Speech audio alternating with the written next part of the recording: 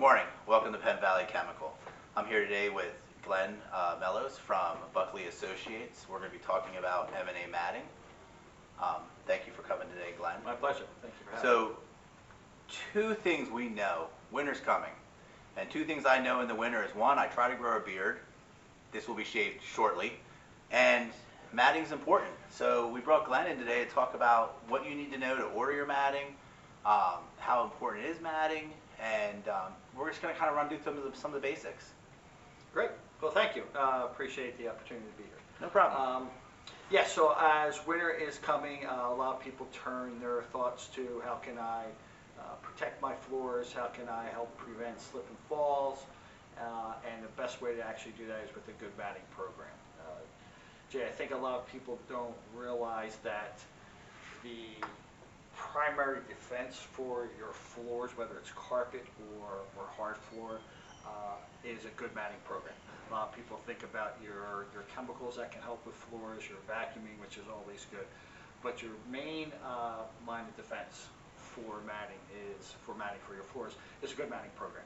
And what a lot of people aren't quite aware of is that there's different mattings for Absolutely. the application of which you want to go. So with M&A matting, we run the entire spectrum of everything from outside entrance mats, a scraper mat, to a wiper scraper mat, to your wiper mats. We even have matting once you get into the building for anti-fatigue purposes, behind bars and wet areas. So it's quite a variety of mats that are available. But I think today the main thing we want to touch upon is just what we want to look at when we talk about a matting system.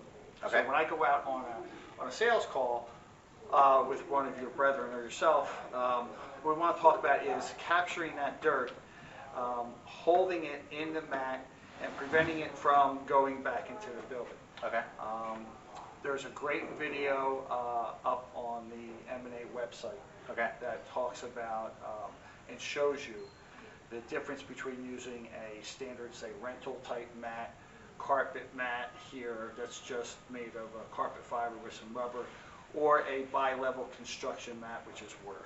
Yeah, and I want to talk a little bit about that. So, we mentioned scraper, wiper. So what's the difference between a scraper and a wiper?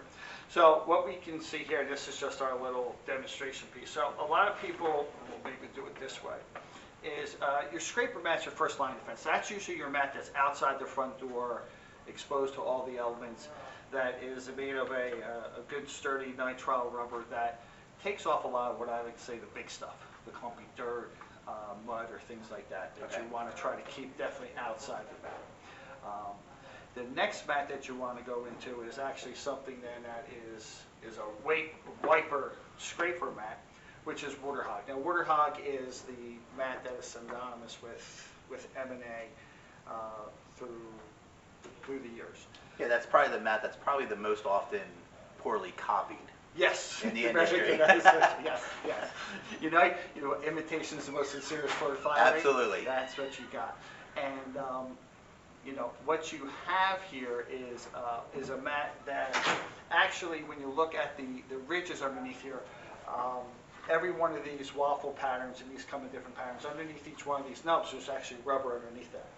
So that as your mats are used during the course of time, these will not crush down and mat down and not do the job that mat's supposed to do. Okay. And that's, I think, on our side of it, one of the things, the biggest mistake I think I see besides poorly sizing is everybody buys a wiper mat. Yes. And nobody buys a scraper mat because a wiper mat is maybe cheaper. Cheaper, correct. And then what happens is it's wet and saturated an hour into the morning, and we have slips and falls. Slips and falls. Right. So really we want to talk about a scraper mat's taking that heavy debris off, and then what's the wiper mat? And then the wiper mat would be then for once you come into the building, and as you walk into the building, let's say then at a reception desk or something like that, a wiper mat would be used just to take off any of the little excess moisture that would be there. As I said, up on the M&A website, there's a great video that shows a side-by-side comparison. We call it the sand and water video. Okay. And, good one to check out. Very short video, only a few minutes long, but it'll allow you to see in real time the difference between what a wiper mat will do and what a water hog would do. And I'll encourage you all to go to that video, see that link, and it basically sells itself. So Yeah, and we'll include the link in our video here so that they have it. But the whole idea, the reason it does that is because this is pretty much a one-level mat.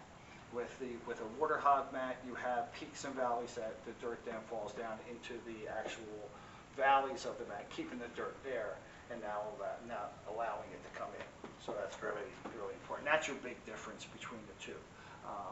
A lot of times we'll get people that say, well, I'm renting my mats, so I don't necessarily have to worry about my matting.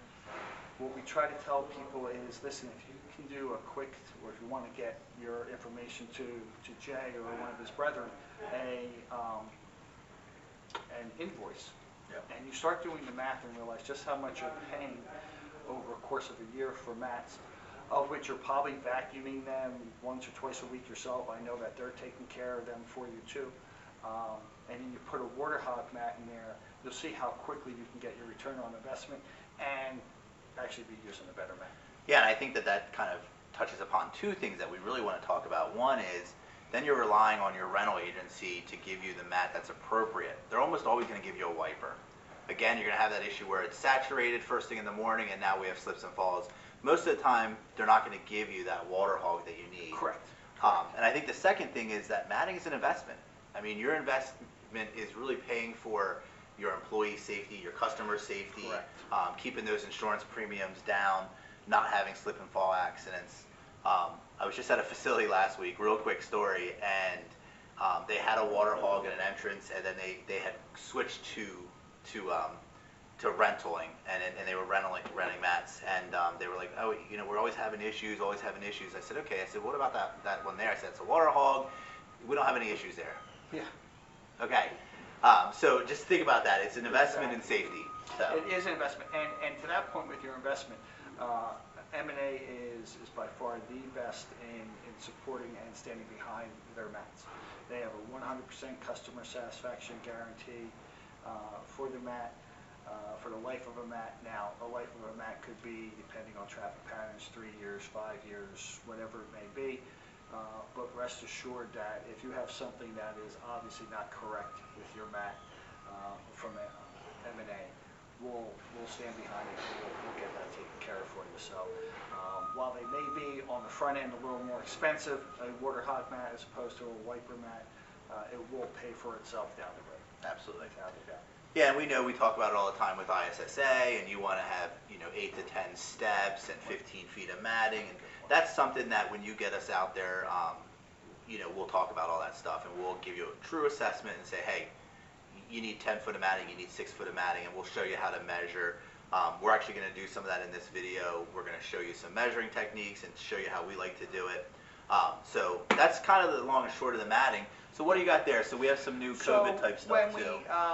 With the advent of the COVID, when it hit early in the year, as with many other things, your traditional matting sales started to pull back. But the great thing about M&A, they already have products that we currently had. One of them was a roll of what we call a shore stride, which is a tacky back roll of very thin mat that you could put down to supplement your previous matting program. What they were able to do with that product was come up with mats that will help with social distancing, for traffic flow patterns, and these are just some of the samples that we have. So we can do mats here where we can space apart for 6 feet for people to stand. You simply pull that off. This is a tacky back that will not rip up your finish. It will go onto carpeting. It will go onto hard floors. So you can space this type of mat out for your facility. We also have some directional matting, which is the same idea. These both come in cases of 6 for a purchase. We've also then developed, and I don't have them because they're so brand new, but we have these mats available for with additional signage on them. So it could be wear your mask, it could be stop here to take your temperature. So there's a variety of different mats that are available now strictly for the times we find ourselves in. Yeah, and I mean, I think that the short stride is probably a whole separate video, to be honest with you, because it's amazing stuff. We have solved a lot of problems with the short stride matting. Greasy areas, grocery stores where they have misters, restrooms where there's a heavy amount of hand washing. All of these areas have been places that we've utilized that short stride. We sell to a lot of places with water fountains, just to eliminate slips and falls. So we see a lot of the short stride mat out. I mean, it was an amazing invention, an amazing contribution to what We we have do. seen too now with the advent of all your hand sanitizing stations around Yes. now too, where that alcohol can start to, if it drips onto the floor finish, start to cause you problems with floor finish. So I've had people use that short stride matting there just as a little thing, and we've also come out with a more other traditional type mats, and I'll see if I can get this up there. Where this is your standard wiper mat for inside, but we have these with different messages on them that maybe add a little more, doesn't look as sterile or as commercial as just a short stride mat that are on there. So they can just sanitize your hands.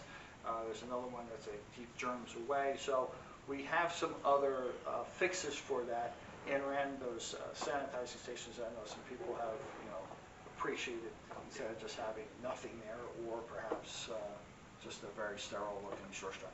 Yeah, and I think one of the things that happens with a conversation face to face is just the durability of a good commercial mat. You can go to the office chain stores and buy a mat for $50 or even $30, and you'll see how thin it is, and then a month or two later, this is cracking and falling apart and creating little. Usually, when you buy a good quality commercial mat, you can immediately see the difference. So. You'll find a lot of those from the big box stores and whatnot. Those mats are produced on a vinyl backing. Correct. Vinyl is very rigid, not as flexible, cracks very quickly over time. When you see with the M&A mat, they're all made with your rubber backing. Correct. So a lot more flexible, a lot more durable. Yeah, absolutely. That's the biggest problem we see with those vinyl mats is you think you're saving a lot of money, but you're buying them 8 times a year versus once every 5 years. Right, so. exactly. It's the age-old thing. You get what you pay for. Absolutely. Especially with matting, you do. You do. You definitely do. But the other thing I would touch upon too, and you can see just with this mat that we showed already, is a lot of people like to talk about logo mats. So we can do logo matting across the board, across our different mats that are available. Very, very simple process for customers. You just send us a JPEG or a PDF of your logo. We can create a proof, usually get that back to you within 24 hours. The customer can look at the proof, decide if the colors all look good, if they want to change or augment the color, we can do that, resubmit the proof, get it back to you, and we can turn around and then have that mat directly shipped to your customer, usually within 7 to 10 days of a logo mat. That's great. Yeah. Standard matting ships 5 to 7 days, but if you have something that is a logo base, we can do that for you too, and it makes a great appearance for a customer who wants to make a statement. It completely changes the perception of the environment. Absolutely, absolutely does. Anything else you can think of? I mean, I am curious about sizing. So when a customer measures. When we talk about sizing, can you talk about that a little bit? Yeah, that's a great question, because in my experience, there's always theory and reality. In theory, what we like to have are 4 to 5, 3 to 5 steps, footfalls that we talk about. So when you come in the building, you get 3 to 5 steps on the mat. Because odds are usually if I come into your house, I'm wiping my feet before I come in. I take my shoes off. If people coming into a commercial building, they're just walking straight through. So the idea is, if I were to have a mat of this size in a commercial setting, and say a school, when people walked in, this would do basically nothing. It would look nice, but it would not allow for your customers coming in, the students, teachers, whatever it may be, depending on your business. It would not allow them to actually match do its job. So we try to measure out 3 to 5 steps before they come in, and that could be a combination perhaps of a scraper mat, water hog mat, and then a wiper mat. Again, theory says that, reality says I don't have that in my budget. I don't have the space, that physical space. Sure. So what we'll do is then you default to water hog because that is a wiper scraper, so we'll do moisture, we'll take off dirt. And that's where we try to measure, these 3 to 5 footfalls. Listen, if we can't do that, some mats better than none, and Absolutely. we can measure and tailor when we come out to your facility to give you the best coverage that fits that particular building. Yeah, and we talk about that a little bit. The cost to remove dirt in any facility is higher than what people realize. And the more dirt you can trap at the door, the more money you're going to save in your whole process. Yes, there was a study done a while ago. I don't know if it's been updated by the ISSA, the cleaning times. And the last one they had done, it took $600 to find, locate, and remove 1 pound of dirt out of the building. Yep. So that's just your labor in trying to remove that. Whereas if you put a matting system in, you drop that down significantly, and at the same time you're keeping the look of your floor finish stellar. You're keeping the carpeting that may also be in there looking very well too. So it can get expensive. Absolutely. Well, I think this was great. I think if anybody has any questions, comments, or concerns, of course, they reach out to Penn Valley Chemical. We really want to thank Glenn for coming in today.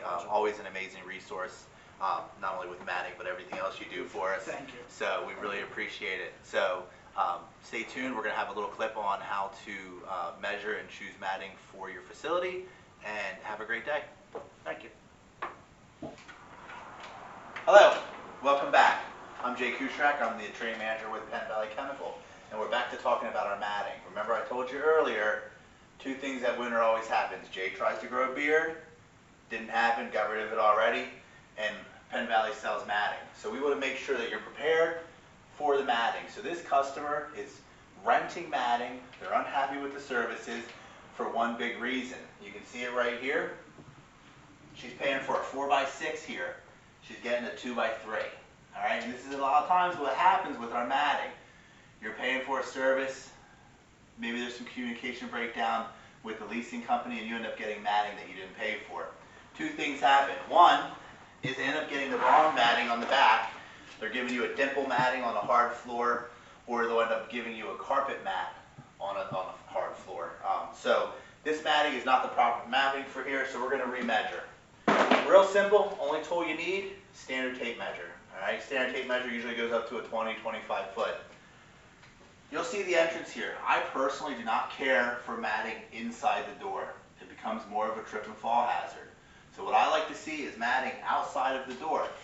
So most doors are 30 or 32 inch.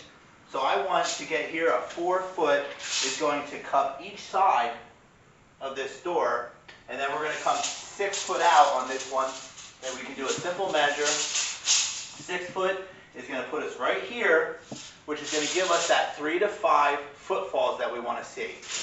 Everybody says, why don't we run that mat inside the door? That's a trip and fall hazard. So we almost never do that. So what you're going to want to do is when you come through this door, you're going to see 3 footfalls. 1, 2, 3. That's the minimum. Okay? We can go to 5, which will put us much closer, but that 3 to 5 footfalls is ideal. Here we want a wiper mat. Worst case scenario, we can do both styles of matting, but we want at least a wiper mat because this is actually a textured floor, so we don't necessarily have to have that scraper mat. So any questions, reach out to Penn Valley Chemical, talk to your sales rep. They can come out and measure for you, or you can learn how to measure yourself. Tape measure outside of the door frame, and then you want to get 3 to 5 footfalls. Thanks a lot.